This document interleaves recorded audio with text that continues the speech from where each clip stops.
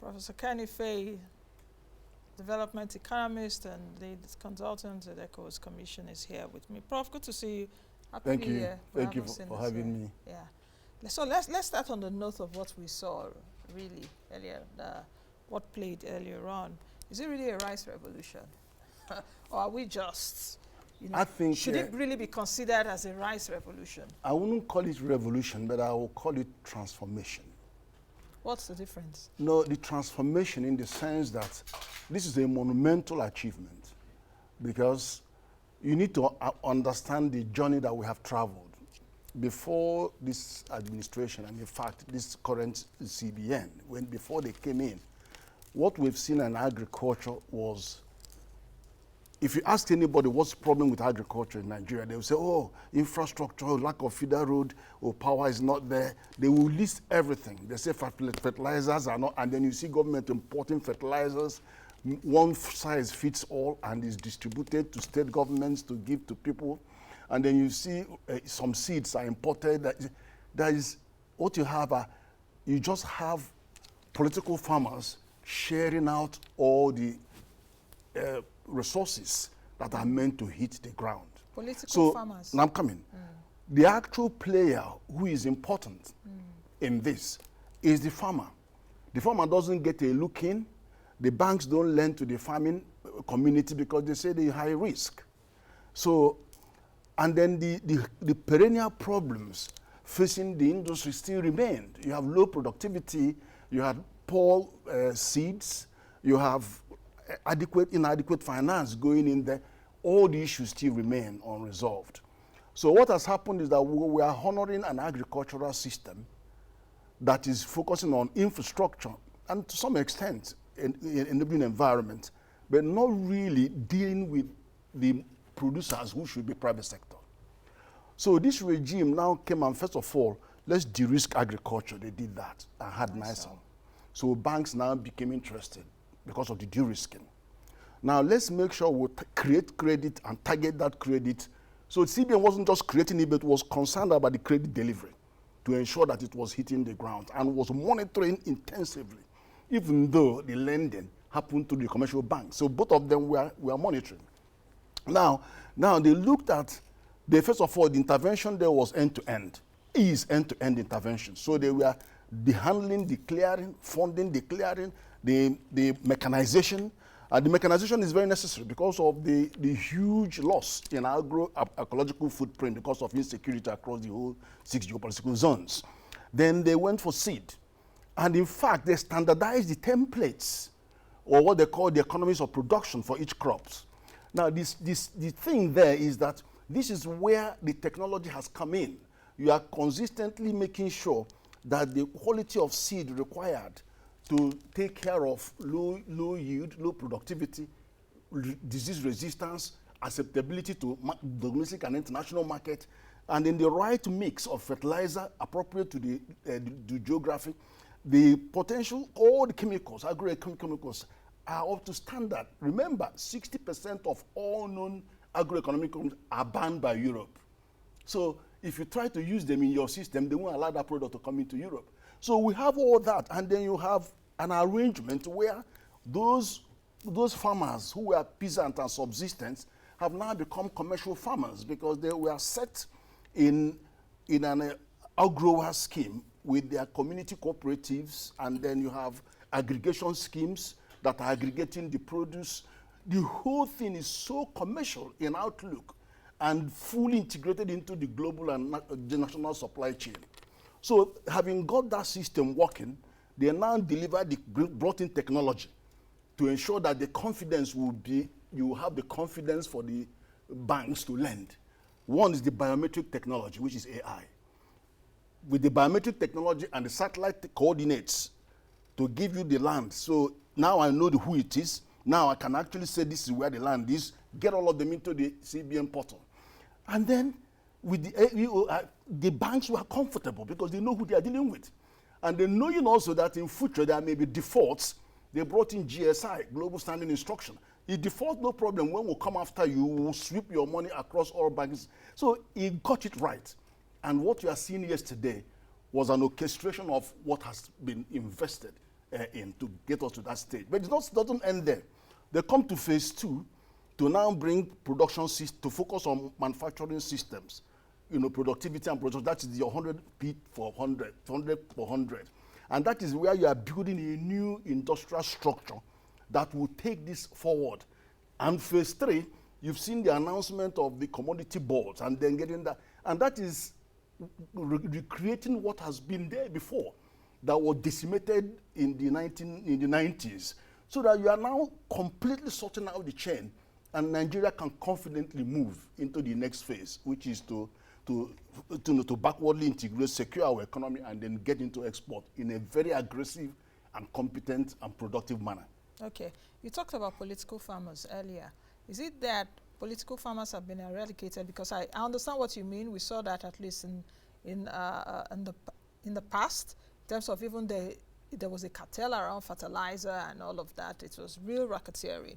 Do you think that political farmers have been eradicated?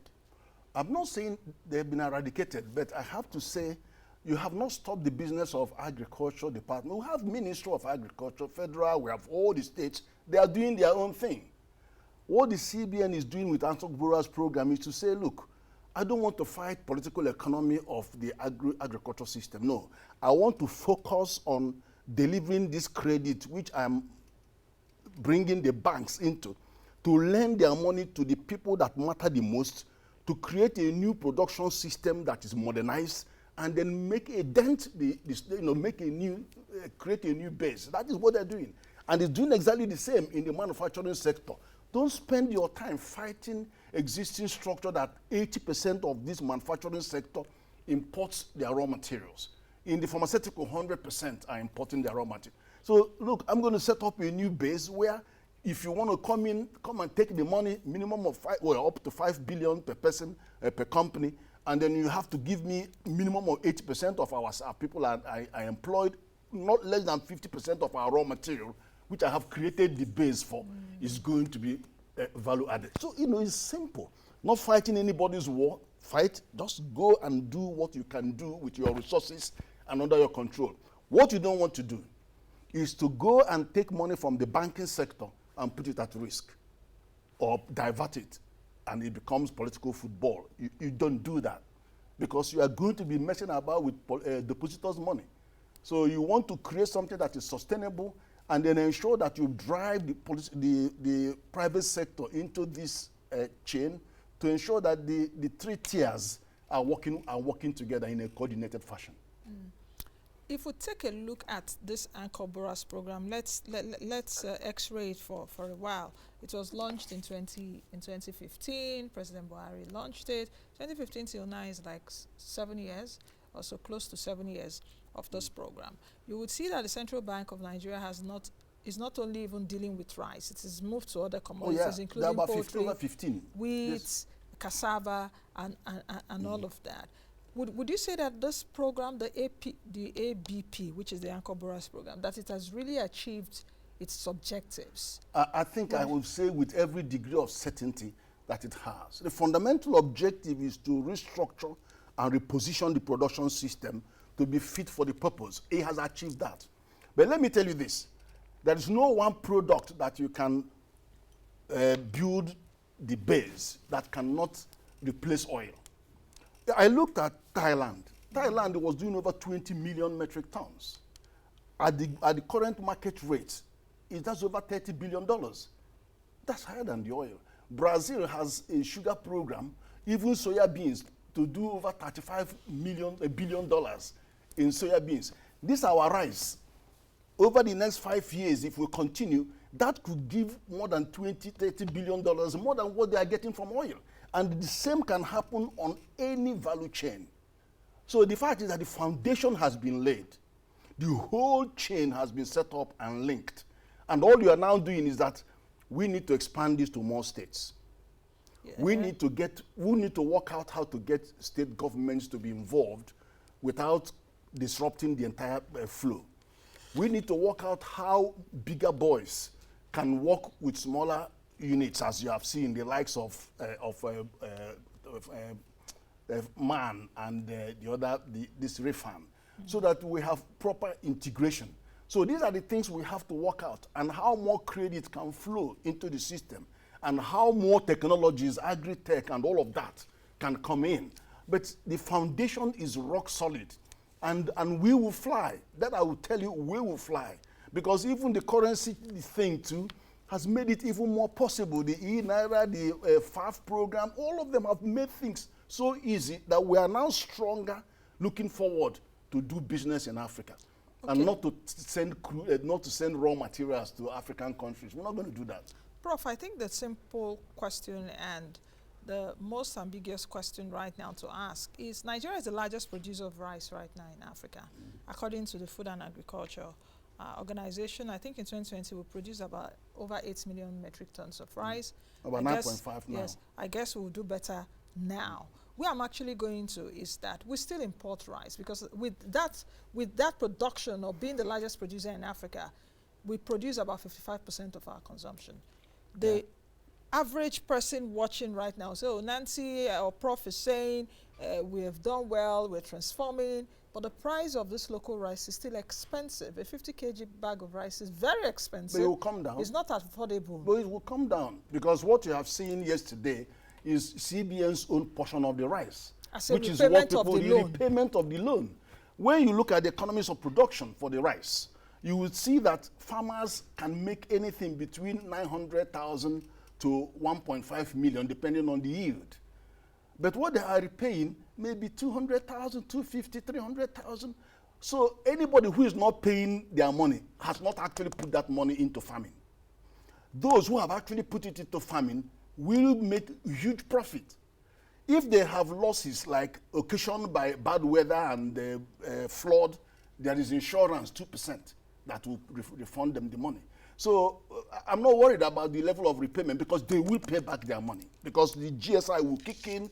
And my encouragement to the CBN is just carry on, extend this to other states, intensify, get more organizations in everywhere to get involved, extend to other value chains. Over time, by 2025, I'm sure we will increase to 20 million metric tons of rice. And then we are coming on wheat. We are growing on maize. We will employ and mop up the unemployment in the country just by focusing on this. Whatever you do in Nigeria, you have to have protagonists that are fighting you. But we are doing the right thing, and we should continue to do more. Prof, the question is, though we're seeing larger, more hectares being cultivated, we see more production in terms of rice, but if you go to the market now, it's still expensive.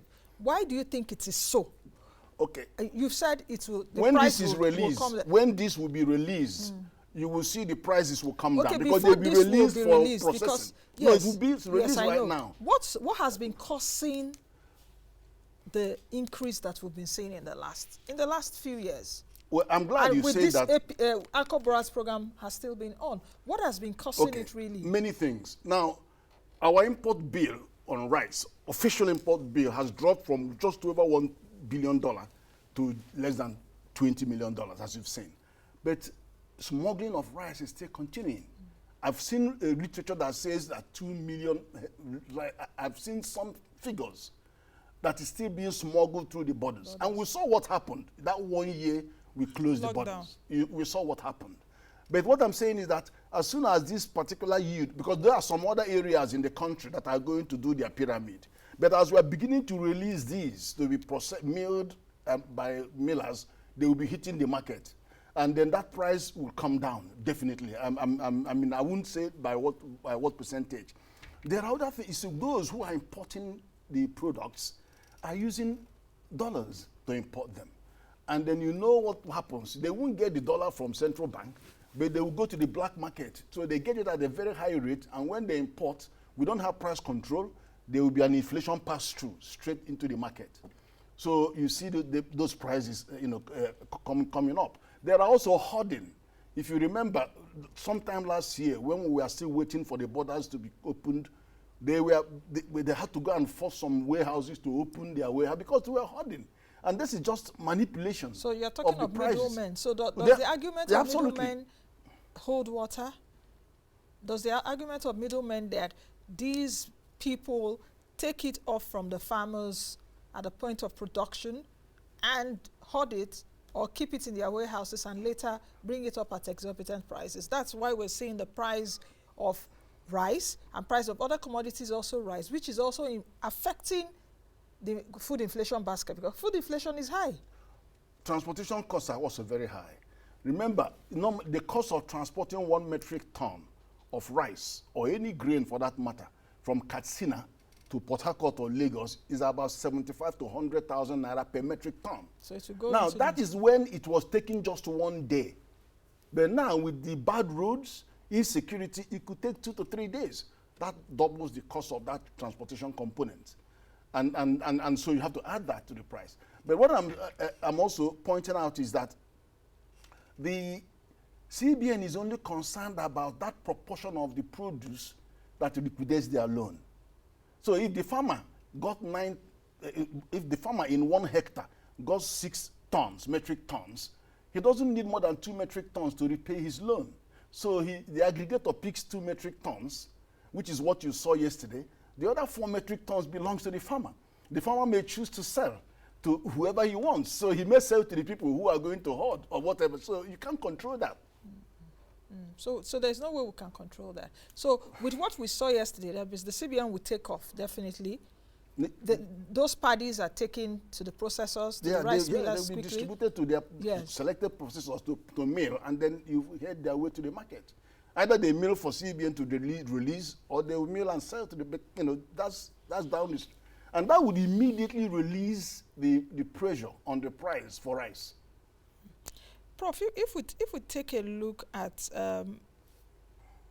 the efficiency system of how food is being produced, how do you think that we can have a more functional system? Because why I'm asking this question is, inflation figures just came out for December, 15.63% in December 2021. So how can we achieve a functional efficiency system from production to the end point, to the food on the table, know? Well, first of all, is the weakest link in our entire system, primary systems, which is primary production, agriculture, then manufacturing industries, and then service sector. The weakest link is the link between primary production and industry. It's by far the weakest link. And there's so many things that come into that. Equipment, power to drive that, transportation systems, and all kinds of things come into that. But bear in mind also that Nigeria is not feeding 209 people. We're feeding people. We are feeding 300 million people. We are feeding Chad, Niger, Burkina Faso on the top, Mali on the top, and then northern Benin and northern Cameroon. We're feeding all those communities. And there's nothing you can do because they are protected by ECOWAS Treaty that says free movement of primary production with no duty, with no tax. And we're not going to change that. We're not in a position to change that for now. So the goods are moving. And some governors are complaining, 50 trailers every day live through their boundary. I'm sorry, there isn't anything. And then we're not even getting foreign exchange for those. But that's the treaty we signed up to. And it's even worse now. Because with the AFCTA, it could go, it now go everywhere. PSS, it will go everywhere. Yes. So, but it shouldn't be a weakness.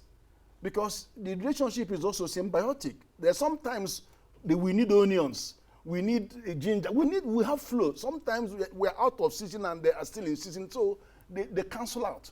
But having said that, so we need to recognize that. But the greatest threat has always been the impact of insecurity in all 6 geopolitical zones, and the worst hit is agriculture. And that's why you saw an uptick in this thing yesterday. But back to your question. So we need to resolve that asymmetry between the production and the processing.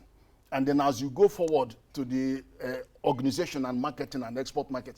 Now, what is critical is, why is the whole story of infrastructure will continue to be handled by other parties?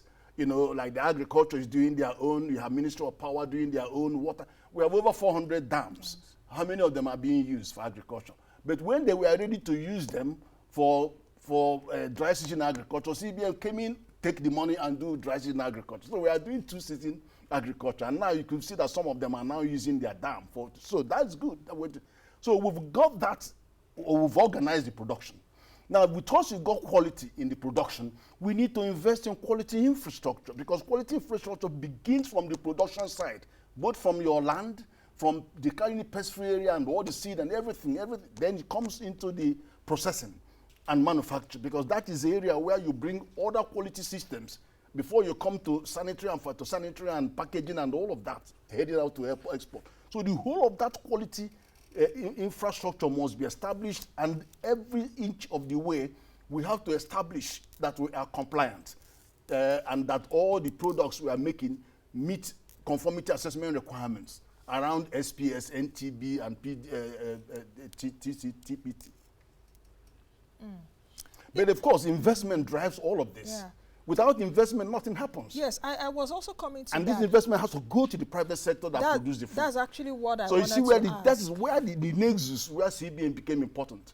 He said, look, I must move. And in fact, what CBN is doing is saying it's not just going to be intervention fund all the way. I want to get the traditional banking sector to come to the market and lend to these people. So whilst they have used technology and everything to lend to 4.8 million farmers under Anchor Borrowers Program without any security, only collateral.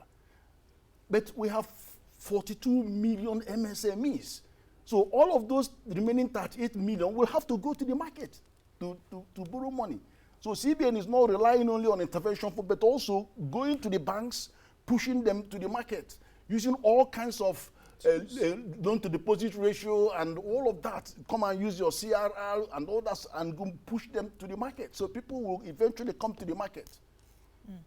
Let's take a look at the small scale farmers and the large scale farmers. Which should we concentrate on more, especially within our contest? And I know why I'm asking that. There was a guest I had sometime last year, and he said, Nancy, I think we need to concentrate more on having large-scale farmers so that we can export. If we export, we get FX. Smallholder farmers, our concentration is too much on them. Meanwhile, agriculture, now we're seeing that the demography is old people still farm. It's just now we're seeing just a few, young people coming up with technology in that industry and saying, okay, they can make money. So what's your own idea about this? There needs to be a balance. You see, if you leave it only to the big farmers, they could not in this period employ 5 million farmers, whatever they do. Two, these people you've employed, these 5 million farmers that have benefited, have actually increased there's a second tier of the employment.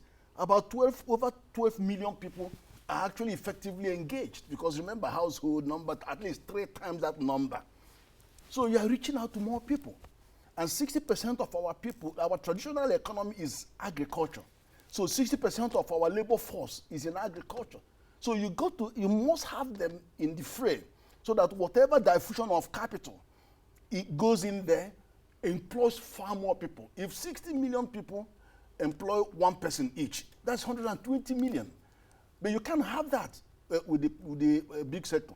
Now, the thing is also, when you get what we have got now, to have a bridge, which is the commodity associations, the likes of Refan and MAN and all of that, they are a bridge. They ensure that there is cluster, which is what an efficient methodology in local areas, in communities. So you don't need to build bridges and roads and things before they can produce, because they're already in clusters, clustered around the country, working together, and then the aggregators go for them. They are not the ones carrying their product looking for market. So they become an essential, as long as they're implementing a commercial system, then they are a very good feed to the big boys. Well, look at Olam. Olam uses thousands of outgrowers to grow their rice for them to process. It's not that they cannot employ 50,000 farmers, but if you do the economics, they know that they will make more by having these 50,000 work on their own, subsidize their own economy, and give them just the rice, and don't get involved in other things outside the rice they're giving to you. You know what I mean? Supply them the inputs and then get the products and carry on with this, than trying to have 50,000 workforce, and then you have more problems. Prof. So it's a mixture of them, you know. And look at Thai, if you see the list of the Thai Farmers Association exporting rice, you look at that. Those are associations at different levels, but they are all exporting to all countries. In the same way, we could have Rifan brand their rice and say, look, we want to be exporting. Our members want to be exporting some of this rice abroad. But can we now begin to export when we are and not all these yet? other ones can still be doing their own thing. Yeah. Can we export now? Or should we wait until we are really rice sufficient in the country because we still import? No, I don't think there is a hard and fast rule about it. Whenever you have an order and the price is right and you are competitive, then you can export. Because exporting earns you dollar, and you may need some of that dollar to import some equipment. Okay. Prof, about the issue of hunger, because a lot of people, many Nigerians are hungry. And they will be saying, okay, president is unveiling rice pyramids. The central bank says it is doing this. But how will this avert hunger? I am hungry. I can't buy rice. You know, what will you say to those people? Then very quickly, even as we close, the monitoring of this, especially by the central bank, the measurement of the results, perhaps that's what they're doing now, but the monitoring of it to the later, just quickly, in less time. The issue of hunger won't go away. Is you know, every country has its own size of their own challenge. Nigeria's case seems to be a little worse, but the important thing is that we are now on top of this problem and we are moving forward. And the president even recognized it yesterday that we are making incremental progress. And you can only say that we are making that progress because the right foundation has finally set in. More people have to go back to agriculture. More young people would have to go into agriculture. So they have to make it as attractive as possible for young people to engage. And I'm saying young people don't have to wait to go out to the farm. They can process, they can package. And there's so much mileage in packaging. And you know what packaging does? Packaging creates value, 300% value. Just because you package it and makes it look good and it's no longer lying on the floor, but now in package and hang it, you know, they have many roles to play. And already there's an urban drift of young people to the urban area, which will move from 50% to 75% by 2030. So we better get prepared. Absolutely. And in terms of monitoring, the CBN is actually monitoring concurrently as the commercial banks are doing. So they are not waiting to be fed things that are suspicious. Many thanks, Prof, for coming on the show. My pleasure.